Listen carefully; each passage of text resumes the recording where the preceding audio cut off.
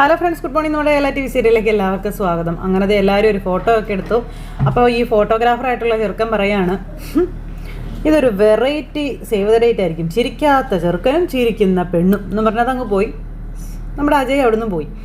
ഇവൻ ആളത്ര ശരിയല്ലല്ലോ എന്നും പറഞ്ഞുകൊണ്ട് നമ്മുടെ സൗഭാഗ്യവതി അമ്മ അങ്ങനെ ഇരിക്കാം. അപ്പം അഞ്ജനയ്ക്ക് കാര്യം മനസ്സിലായി, അതുപോലെ തന്നെ സംഗീതയ്ക്കും കാര്യം മനസ്സിലായി. ഓ മനസ്സിലായി, നിനക്ക് ഞാൻ തരാട്ടോടാ, കല്യാണം ഒന്ന് കഴിഞ്ഞോട്ടെ എന്നും പറഞ്ഞുകൊണ്ട് ദേ നമ്മുടെ മാധവനോട് അമ്മ പറയാം. അപ്പോഴേക്കും വീട്ടുമ്പഴത്തേക്ക് ഒരു കാറിൻ്റെ ശബ്ദം. പെട്ടെന്ന് അവർ വേഗം ചെന്നു. അപ്പോൾ ദേ നമ്മുടെ സത്യൻ വിളിച്ചിട്ട് വന്നതാ. നമ്മുടെ കല്യാണം നടത്തുന്ന ഈവൻറ്റ് മാനേജ്മെൻറ്റിൻ്റെ MD ആണെന്ന് പറഞ്ഞിങ്ങനെ കാണിച്ചു കൊടുക്കുക. അപ്പം അതെ, ഞങ്ങൾക്കെല്ലാം ഭംഗിയായിട്ട് എടുക്കണം, എന്നാൽ അനാവശ്യ ആർഭാടങ്ങളൊന്നും വേണ്ടാന്ന് പറഞ്ഞു. അപ്പോൾ മേഡത്തിന് എന്തൊക്കെ വേണമെന്ന് പറഞ്ഞാൽ മതിയെന്ന് പറഞ്ഞു. അപ്പോൾ ഒരു ഫോട്ടോ ബൂത്ത് വേണം, ഒരു സെൽഫി കോർണറും വേണമെന്ന് നമ്മുടെ ആൾക്കാരൊക്കെ പറയാം. പിന്നെ അത്യാവശ്യം എല്ലാം ഗ്രാൻഡ് ആയിരിക്കണമെന്നൊക്കെ. അപ്പോൾ അതെ, സംഭവങ്ങളെല്ലാം ചോദിച്ചു, വേണ്ടുന്ന കാര്യങ്ങളെല്ലാം ഇവർ പറഞ്ഞു. മണ്ഡപത്തിൻ്റെയൊക്കെ കുറേ ഫോട്ടോസും കാര്യങ്ങളും കാണിച്ചു കൊടുത്തു. അപ്പോൾ എല്ലാം കണ്ട് ഇവർക്ക് എല്ലാവർക്കും ഇഷ്ടപ്പെട്ടു. ഭയങ്കര സന്തോഷമായി അവർക്കെല്ലാവർക്കും. സംഗീതയ്ക്ക് പക്ഷേ ഭയങ്കര ടെൻഷനാണ്, മോനാണെങ്കിൽ സമ്മതിക്കാതെ നിൽക്കുകയല്ലേ. ഇത് കഴിഞ്ഞതിന് ശേഷം പിന്നെ കാണിക്കുന്ന നമ്മുടെ വക്കീലിനെ ഭൂമി കാണുക. അപ്പോൾ ഇവർ തമ്മിൽ പരസ്പരം കണ്ടു. എന്ത് പറ്റി സാർ, ഒന്നും മിണ്ടുന്നില്ലല്ലോ, എന്നെ പറ്റിയെന്ന് ഭൂമി ചോദിക്കുക. നമ്മൾ വന്നത് എന്തിനാന്ന് ചോദിച്ചു. അല്ല സാർ, എന്തിനാണ് വിളിച്ചത്, കാര്യം പറയാൻ പറഞ്ഞു ഭൂമി. അപ്പോൾ അതേ നമ്മുടെ വക്കീലിന് ഭയങ്കര ടെൻഷൻ. വക്കീൽ ആകെ ഇതായിട്ട് നിൽക്കുക അവിടെ. അല്ല സാർ, എന്തൊന്നും മിണ്ടാത്തേ വക്കീൽ സാറേ, ഇങ്ങനെ ഒരു ലൊക്കേഷനിൽ കൊണ്ടുവന്നത് പ്രപ്പോസ് ചെയ്യാനാണോ എന്ന് ഭൂമി ചോദിച്ചപ്പം ഞാനോ, അയ്യോ ഇതുവരെ എനിക്ക് അങ്ങനെ ഒരു ലോട്ടറി അടിച്ചിട്ടില്ല, ഇനി അടിക്കാനും പോകുന്നില്ല എന്ന് നമ്മുടെ വക്കീൽ. സാറ് ടിക്കറ്റ് എടുക്കാറുണ്ടോ? ഇന്ന് വരെ ഇല്ല.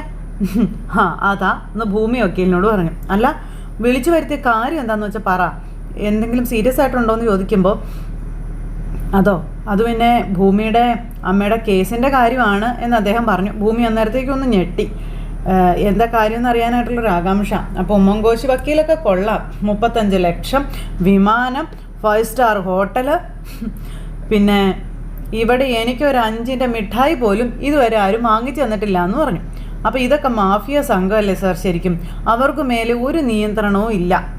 പാവപ്പെട്ട ഒരു കടക്കാരൻ ന്യായവിലയുടെ കൂലി കിട്ടണം, എല്ലാ സാധനങ്ങൾക്കും MRP ഉണ്ടല്ലോ സാർ, ഇവർക്ക് അതൊന്നും വേണ്ടല്ലോ, അതിൻ്റെ ആവശ്യമൊന്നും ഇല്ലല്ലോ എന്ന് ഭൂമി പറയാം. അപ്പോൾ വക്കീലൊന്നും വേണ്ടാതെ ഇങ്ങനെ നിൽക്കുക കേട്ടോ. ഏതാണ്ട് 60 ലക്ഷം രൂപയാകും സത്യത്തെ സത്യമാണെന്ന് തെളിയിക്കാനെന്ന് ഭൂമി ഇങ്ങനെ വക്കീലിനോട് പറഞ്ഞു. എന്നെ തൂക്കി വിൽക്കാമെന്ന് പറഞ്ഞാൽ പോലും വിറകിൻ്റെ വില പോലും കിട്ടില്ല എന്നും ഭൂമി. വിറക് കത്തിക്കാനെങ്കിലും ഉപയോഗിക്കുന്നതല്ലേന്നും ഭൂമി ചോദിക്കുക. എന്നെയോ, ഞാൻ വെറും ചാരമല്ലേന്നും ഭൂമി ചോദിച്ചു കേട്ടോ. സർക്കാർ പറയും നിയമസഹായം എന്നൊക്കെ, എന്നിട്ട് സർക്കാരിൻ്റെ അഴിമതി കേസിൽ ഇതുപോലുള്ള വക്കീലന്മാരൊക്കെ എടുക്കുകയും ചെയ്യുമെന്നും പറഞ്ഞു.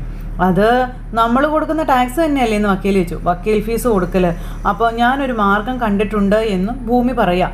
അപ്പോൾ സാറിന് എന്നെ ഒന്ന് സഹായിക്കാൻ പറ്റുമോ എന്ന് ചോദിച്ചപ്പം പറഞ്ഞോളാൻ പറഞ്ഞു. അത് പിന്നെ ഒരു ആക്സിഡൻറ്റ്, അപ്പോൾ ഏതെങ്കിലും കാറ് കയറ്റി ആക്സിഡൻറ്റ്, അപ്പോൾ ഞാൻ മരിച്ചാലും കുഴപ്പമില്ല എന്ന് ഭൂമി ഇങ്ങനെ പറയുക.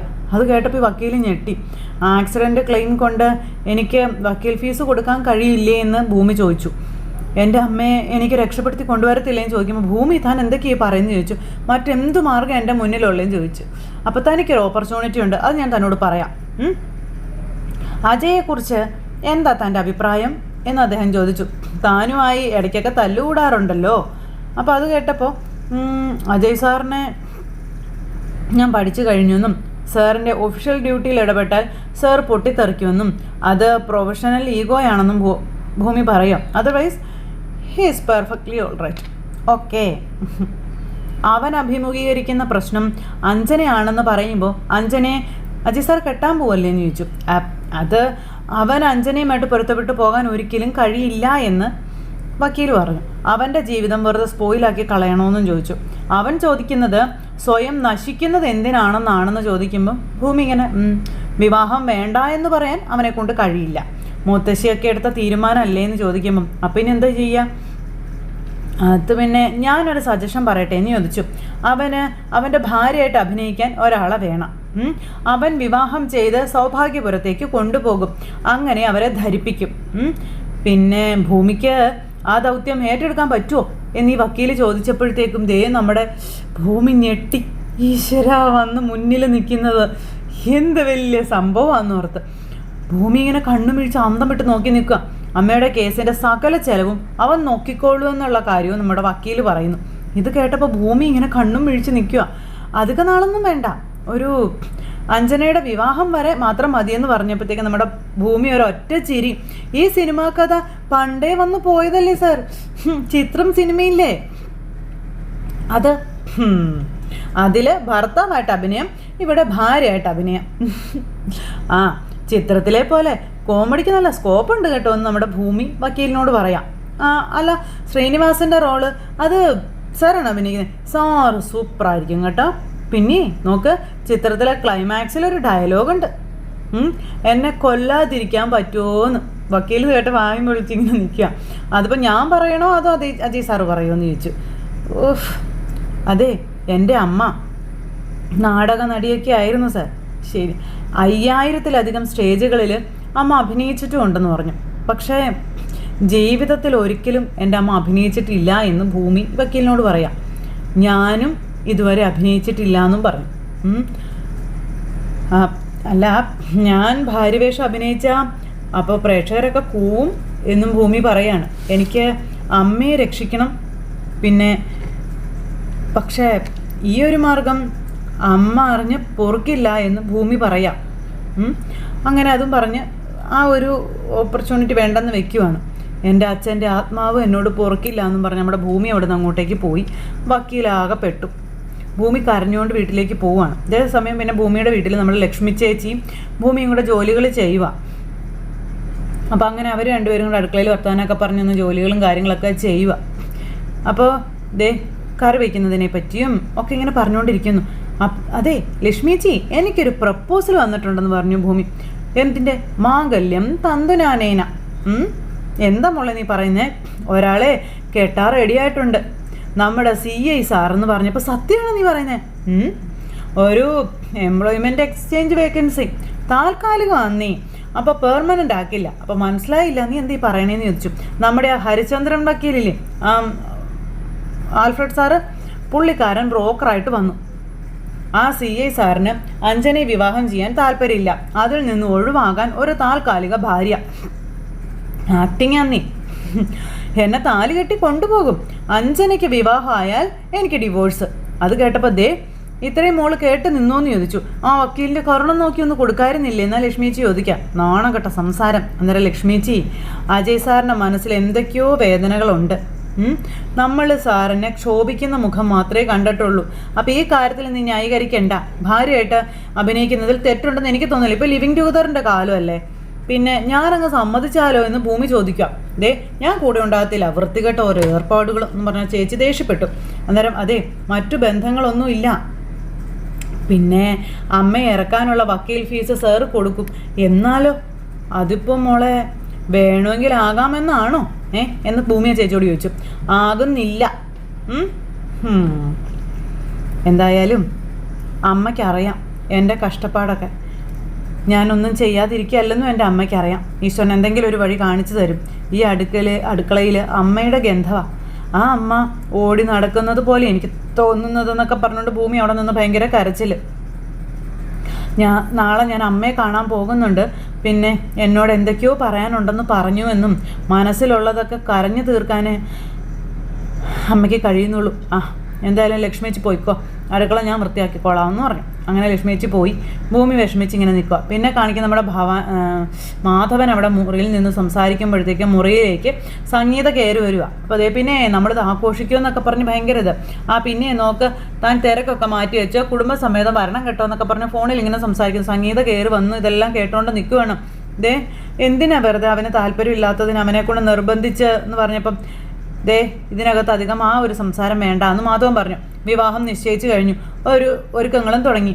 നിശ്ചയിച്ച മുഹൂർത്തത്തിൽ അജയുടെയും അഞ്ജനയുടെയും വിവാഹം നടക്കുമെന്ന് മാധവൻ. സംഗീതയ്ക്കാണെങ്കിൽ ഒരു സമാധാനവും ഇല്ല. അവൻ്റെ ഇഷ്ടത്തിനും ഇഷ്ടക്കേടിനൊന്നും ഇനി ഒരു പ്രസക്തി ഇല്ല എന്നും പറഞ്ഞു. അത് കേട്ടപ്പോൾ അവൻ വിവാഹത്തിന് സമ്മതമായിരുന്നു പറഞ്ഞാണല്ലോ, പിന്നെ നീ എന്തിനാ ഇങ്ങനെയൊക്കെ കിടന്ന് പറയുന്നേ? അമ്മയെ വിഷമിപ്പിക്കണ്ടെന്ന് കരുതി അവൻ മനസ്സില്ലാ മനസ്സോടെ സമ്മതിച്ചതാ, അത് നിങ്ങൾക്കും അറിയാവുന്നതല്ലേ എന്ന് സംഗീത ചോദിക്കും കേട്ടോ. എൻ്റെ മോൻ ആകെ തകർന്നിരിക്കുകയാണെന്നും നല്ല വിഷമമുണ്ട് അവനെന്നും പറഞ്ഞു. പിന്നെ ദേ അവൻ ഇഷ്ടമില്ലാത്ത കല്യാണം നടത്തി കൊടുത്തിട്ട് എന്ത് ഗുണം ഉണ്ടാവാനാണെന്ന് ചോദിച്ചപ്പം സംഗീതേ ഇതിനെക്കുറിച്ച് ഇനി ചർച്ച വേണ്ട എന്ന് പറഞ്ഞാൽ എങ്ങനെയാണെന്ന് ചോദിച്ചു. ഒരുമിച്ച് ജീവിക്കേണ്ടത് അവരല്ലേ, അവൻ ഇഷ്ടമില്ലെങ്കിൽ പിന്നെ എന്തിനാ ഇതെന്നെടുത്ത തീരുമാനമൊന്നും അല്ലല്ലോ, മുൻപേ തന്നെ എടുത്ത തീരുമാനമായിരുന്നില്ലേ. അവർ രണ്ടുപേരും ഇത്രയും കാലം ഒന്നിച്ച് ഈ വീട്ടിൽ വളർന്നവരാ. അന്നൊന്നും അവനെ ഇഷ്ടക്കേട് പറഞ്ഞിട്ടില്ലല്ലോ. ഇപ്പം പിന്നെ അവൻ എന്താ പറ്റിയത്? മിണ്ടാതിരുന്നത് കൊണ്ട് സമ്മതമാണെന്നൊന്നും അതിൻ്റെ അർത്ഥമില്ലല്ലോ എന്ന് പറഞ്ഞു. അങ്ങനെ സംഗീതയും മാധവനും കൂടി അജയുടെയും അഞ്ജനയുടെയും വിവാഹത്തിൻ്റെ കാര്യം പറഞ്ഞ് തർക്കമായി. ലാസ്റ്റ് സംഗീതയോട് മിണ്ടാതിരിക്കാൻ പറഞ്ഞ് മാധവൻ ഇറങ്ങിപ്പോയി. പിന്നെ മകള്, അതായത് അഞ്ജന റൂമിൽ കൂടെ കിടന്ന് ഇങ്ങനെ ആലോചിച്ച് അങ്ങോട്ടും ഇങ്ങോട്ടും നടക്കുക. സമയത്ത് എന്താ മോളെ പറ്റിയതെന്ന് ചോദിച്ചുകൊണ്ട് ഭവാനി വന്നു. അവൻ അജയ് എന്നെ ശരിക്കും അവോയ്ഡ് ചെയ്യാമേ, അവൻ എന്നെ ശ്രദ്ധിക്കുന്നേ ഇല്ല എന്ന് അഞ്ജന. വിവാഹത്തിന് സമ്മതിച്ചെന്നേ ഉള്ളൂ, എന്നോട് ഒരു താല്പര്യമില്ല എന്ന് പറഞ്ഞു. ഞാൻ സംസാരിക്കാൻ ചെന്നാൽ ഒഴിഞ്ഞു മാറിക്കൊണ്ടിരിക്കുക. അപ്പോൾ ഫോട്ടോഷൂട്ടിൻ്റെ സമയത്തൊക്കെ അമ്മ കണ്ടതല്ലേ കാര്യങ്ങളും ചോദിച്ചു. അവൻ നിന്നെ അവിടെ നിന്നുകൊണ്ടാണോ നീ ഇങ്ങനെ വിഷമിച്ചിരിക്കുന്നതെന്ന് ഭവാനി ചോദിച്ചു. അതെ, ആർക്കായാലും പിന്നെ വിഷമം വരില്ലേ അമ്മയെന്ന് ചോദിച്ചു. ഇങ്ങനെ പോയാൽ വിവാഹത്തിന് മുന്നേ എന്തെങ്കിലും പ്രശ്നം ഉണ്ടാകുമെന്ന് എൻ്റെ പേടിയെന്ന് പറഞ്ഞപ്പോൾ അഞ്ജന, അവനിപ്പം നിന്നെ ഇഷ്ടമുണ്ടോ ഇല്ലയോ എന്നുള്ളത് നമ്മുടെ വിഷയമേ അല്ല എന്ന് ഭവാനി പറഞ്ഞു. പിന്നെയോ നമുക്ക് വേണ്ടുന്നത് ഒരേ ഒരു കാര്യം മാത്രമാണ്, ഈ വിവാഹം മുടങ്ങാതെ നടക്കണം എന്നുള്ളത്. മറ്റു കാര്യങ്ങൾക്കൊന്നും ഇപ്പോൾ ഒരു പ്രസക്തി ഇല്ല എന്ന് പറഞ്ഞു. അവനിങ്ങനെ ഒഴിഞ്ഞു മാറുമ്പോൾ വല്ലാത്ത വിഷമം തോന്നുന്നു അമ്മ എനിക്കെന്ന് പറഞ്ഞു അഞ്ജന. അവൻ ഒഴിഞ്ഞു മാറട്ടെ, എത്ര നാള് അവനിങ്ങനെ ഒഴിഞ്ഞു മാറും? വിവാഹം വരെ അവൻ ഒഴിഞ്ഞു മാറുമായിരിക്കും ഇല്ലേ? പിന്നെ അവന് നിന്നിൽ നിന്ന് ഒഴിഞ്ഞു മാറാനായിട്ട് പറ്റുമോടി മോളെ? കെട്ടിയിടത്തിലടി അവനെ. ഞാനിപ്പോൾ എന്ത് ചെയ്യണമെന്ന് അമ്മ പറയുന്നേ? അപ്പം നീ ക്ഷമയോടെ കാത്തിരിക്കുക, ആർക്കും ഒരു സംശയവും തോന്നരുത്. വഴക്കൊന്നും ഉണ്ടാക്കാതെ നല്ല കുട്ടിയാണെന്ന് എല്ലാവർക്കും തോന്നുന്ന രീതിയിൽ നീ പെരുമാറണം. അപ്പം അമ്മയ്ക്ക് പേടിയില്ലേ? പേടിക്കേണ്ട സമയമൊക്കെ പണ്ടേ കഴിഞ്ഞു. നമ്മൾ ഇത്രയും ദൂരം എത്തിയില്ലേ മോളെ? ഇനി അവസാനത്തെ പടി മാത്രം, അത് നമ്മൾ കടക്കും. ഈ വിവാഹം ഒന്ന് കഴിഞ്ഞു കിട്ടണം.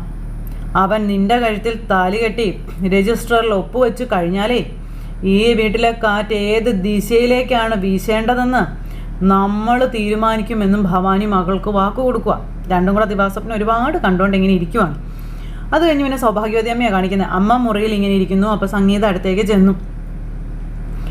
അപ്പോൾ ദേ വിവാഹം വിളിക്കുന്നതിനെ പറ്റിയുള്ള കാര്യങ്ങൾ മുത്തശ്ശി പറയുകയാണ്, എല്ലാവരെയും വിളിക്കണം, നാളെ കാണുമ്പോൾ ഞങ്ങളെ മാത്രം വിളിച്ചില്ല, അത് ചെയ്തില്ല, ഇത് ചെയ്തില്ലെന്നും പറഞ്ഞു ഓരോരുത്തരും നമ്മുടെ നേരെ മുഖം കറുപ്പിക്കാൻ പാടില്ല എന്നും പറഞ്ഞു. അതിനുള്ള ഇട വരുത്തരുതെന്നു. അപ്പോൾ ഇല്ലമ്മയെന്നും പറഞ്ഞ സംഗീത എല്ലാവരെയും വിളിക്കും, ആരെയും വിട്ടു പോകാതിരിക്കാനും ശ്രമിക്കാം എന്നും പറഞ്ഞ് നിൽക്കുമ്പോൾ തന്നെ മാധവൻ അങ്ങോട്ടേക്ക് വരുന്നു. മാധവൻ വന്നു കഴിഞ്ഞപ്പം എന്താ അമ്മ എന്തിനാ എന്നെ വിളിച്ചേ? അമ്മ എന്നെ അന്വേഷിച്ചെന്ന് അനുപമ പറഞ്ഞല്ലോ. മാധവ, എല്ലാവരെയും കല്യാണത്തിന് വിളിക്കുന്ന കാര്യമാണ് ഞങ്ങൾ സംസാരിച്ചുകൊണ്ടിരിക്കുന്നത്. പക്ഷേ നമുക്കെല്ലാവർക്കും വേണ്ടപ്പെട്ട ഒരാളുടെ കാര്യം മാത്രം നമ്മളാരും പറഞ്ഞു കേട്ടില്ല എന്ന് പറഞ്ഞു. അപ്പം അതാരാ എന്ന രീതിയിൽ അവരങ്ങോട്ടും ഇങ്ങോട്ടും അങ്ങനെ നോക്കുക. അപ്പം എന്തിനാ നിങ്ങൾ അങ്ങോട്ടും ഇങ്ങോട്ടും നോക്കുന്നത്? ആരാണെന്ന് നിങ്ങൾക്ക് മനസ്സിലായില്ലല്ലേ? ഏതെങ്കിലും ഒന്ന് പറയാമല്ലോ. മനസ്സിലായെന്നാണോ ആയില്ലെന്നാണോ? എന്താ നീ ഉദ്ദേശിക്കുന്നതെന്ന് ചോദിച്ചു. അതങ്ങനെയാണ് മാധവ, പുറമേ കാണിക്കുന്ന സ്നേഹം ഉള്ളിലുണ്ടെങ്കിലേ അത് ഓർത്തെടുക്കാൻ പറ്റുള്ളൂ എന്ന് പറഞ്ഞു. അപ്പോൾ ഇവരിങ്ങനെ ഒന്നും മിണ്ടാതെ അങ്ങനെ ഇരിക്കുക. നിങ്ങൾക്ക് അങ്ങനെ ഒരു ചായക്കടക്കാരിയോ നമ്മുടെ കുടുംബത്തിലേക്ക് പ്രസാദം കൊണ്ട് തരുന്ന ഒരു പെൺകുട്ടിയോ ഒക്കെ ആയിരിക്കാം. പക്ഷേ എനിക്ക് അങ്ങനെയല്ല ആ കുട്ടി. എനിക്ക് അവളെൻ്റെ പേരക്കുട്ടിയെ പോലെ തന്നെയാണെന്ന് അമ്മ പറയുമ്പം ഭൂമിയുടെ കാര്യമാണ് അമ്മ പറഞ്ഞതെന്ന് ചോദിച്ചു. അപ്പം നിനക്ക് മനസ്സിലായല്ലേ എന്ന് ചോദിച്ചു. അമ്മ അതല്ല, അത് ഞങ്ങൾ രണ്ടുപേരും കൂടി അമ്മയും കൂട്ടിയിട്ട് ഭൂമിയുടെ വീട്ടിലേക്ക് പോകാൻ ഇരിക്കുകയായിരുന്നേ. വൈകിട്ട് അമ്മയോടത് സംസാരിക്കാനും ഇരിക്കുകയായിരുന്നു എന്ന് പറഞ്ഞപ്പം അയ്യോ മാധവ കിടന്ന് ഉരുളല്ലേ വൈകിട്ട് പറയാൻ ഇരിക്കുമായിരുന്നു, പിന്നെ പോകാൻ ഇരിക്കുമായിരുന്നു, കറങ്ങി തീർന്നില്ലേ, മതി, നീ ഭൂമി ഒന്ന് വിളിച്ചേ, ഞാൻ വിളിച്ചോളാം എൻ്റെ മോളെ എന്നും പറഞ്ഞ അമ്മ. അപ്പോഴത്തേക്കും മാധവൻ ഫോൺ എടുത്ത് വിളിച്ചു. അപ്പോൾ ഭൂമി കോൾ എടുത്തു. മുത്തശ്ശി മോളെ ഞാനാ. മുത്തശ്ശി പറഞ്ഞ മുത്തശ്ശി എന്തൊക്കെയുണ്ട് വിശേഷമെന്ന് ഭൂമി ചോദിച്ചു. അങ്ങനത്തെ കല്യാണക്കാരുമാണെന്നൊക്കെ പറഞ്ഞു. അപ്പം അങ്ങനെ അജയുടെയും അഞ്ജനയുടെയും കല്യാണം ആ കാര്യം പറഞ്ഞപ്പോഴത്തേക്ക് നമ്മുടെ ഭൂമി ഒന്ന് ഞെട്ടി. അപ്പോൾ മോള് കല്യാണത്തിന് വരണമെന്നൊക്കെ പറഞ്ഞുകൊണ്ട് വിളിക്കുക. അപ്പോൾ അങ്ങനെ അവർ തമ്മിലുള്ള ആ ഒരു സംസാരവും കാര്യങ്ങളൊക്കെ കാണിച്ചുകൊണ്ട് ഇന്നത്തെ കഥ അവസാനിച്ചു. ഇനിയിപ്പോൾ നാളെ നമ്മുടെ ഭൂമി അമ്മയെ കാണാൻ പോകും. അവിടെ ചെന്ന് അമ്മ ചില കാര്യങ്ങൾ ഭൂമിയോട് പറയും. അപ്പോൾ അങ്ങനെയൊക്കെയുള്ള ഒരു സിറ്റുവേഷനും കാര്യങ്ങളൊക്കെ ആയിട്ട് അടുത്ത ആഴ്ചത്തെ കഥയും വരുന്നുണ്ട്. അപ്പോൾ ആരും മിസ് ചെയ്ത് കളയരുത്, എല്ലാവരും കാത്തിരുന്ന് കാണണം കേട്ടോ. എല്ലാവർക്കും നല്ലൊരു ദിവസം ആശംസിക്കുകയാണേ. വീണ്ടും കാണുന്നത് വരെ എല്ലാവർക്കും ടാറ്റാ.